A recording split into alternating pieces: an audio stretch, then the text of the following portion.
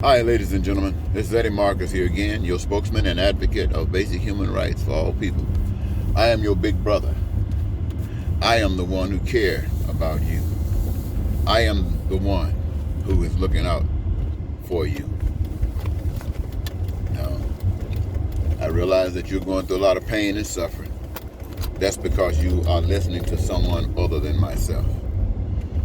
And the pain will eventually drive you back my way.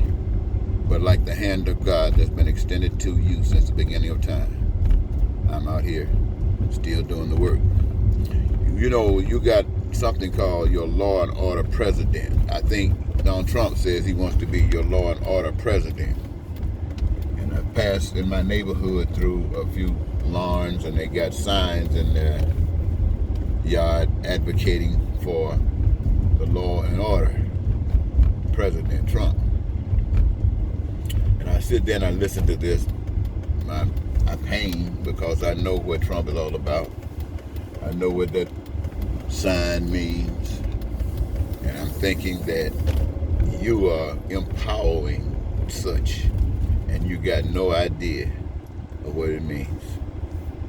Well, let me give you a little brief idea. Law and order came when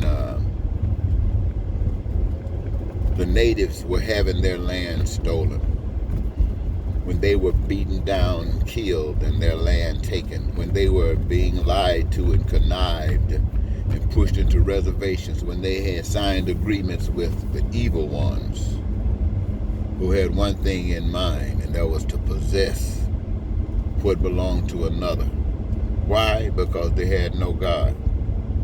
They had no God that would prevent them. They had no God to tell them what was right. They had no God to tell them what was wrong. And so they did anything they wanted to. And so when the natives who had been beat down and realized that these people had no God and had no respect for life, they decided that they too needed some place to stay. So they decided to fight back in self-defense. And when they fought back in self-defense, those who were benefiting, the privileged ones, from the lands that was taken, from the resources that had been taken, they screamed law and order. Then they started passing legislation, passing rules that violators, the people who had been robbed, who were tired and decided that they would fight back, because that seemed to have been the only recourse. Now they had laws stacked against them. They had people with guns stacked up against them to protect the spoils that they had stolen from other people. Ain't that something? Law and order. It's like the slaves, you know, when you take these people, beat them down, take their land, steal them from other countries, and they wake up one day and realize what is going on, and they decide to defend themselves. Then what happens again? Law and order. We need law and order. So you got the law, you got the policies passed, you got 3 strikes and you're out. They do all these things and they put you in prison, and they let you live on the other side of the railroad track, and then they try to pretend like they're gonna make some changes for you and pass some rules and regulations and allow you to move to the suburbs, thinking it might make a better life for you. And then the law and order president comes back and says, we're gonna get them out.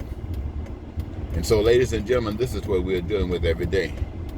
This is what you're dealing right now with while you're considering who your next president of the United States is going to be.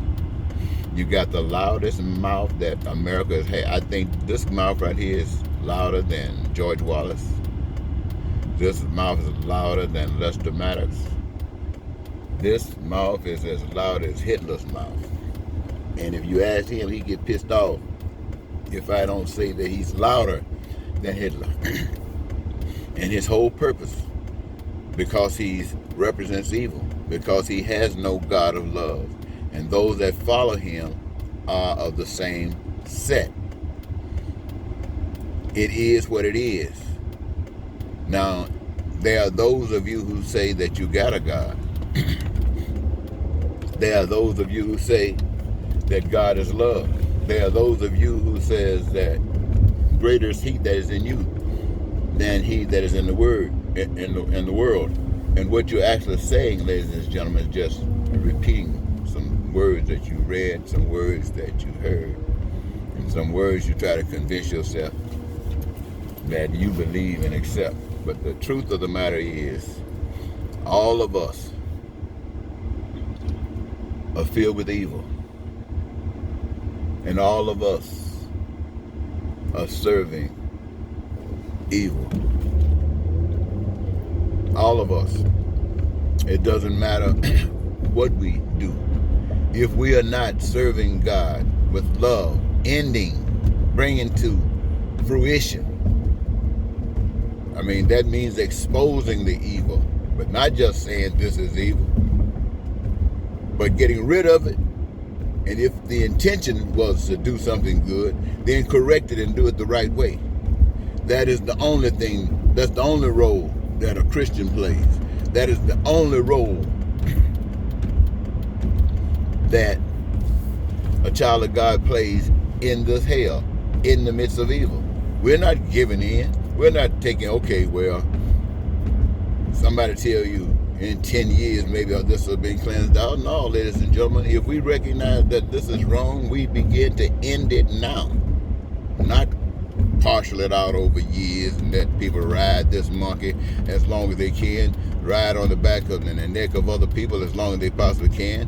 And when these 10 years run out, they've come up with another scheme to replace it. What the hell wrong with you? So I tell you what I'm going to do. I heard that they got 4 presidents that stood together the other day when they were talking about this election, this presidential thing going on.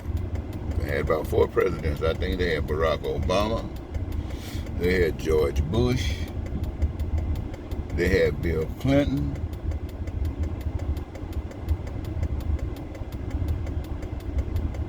and you know, I want to say they had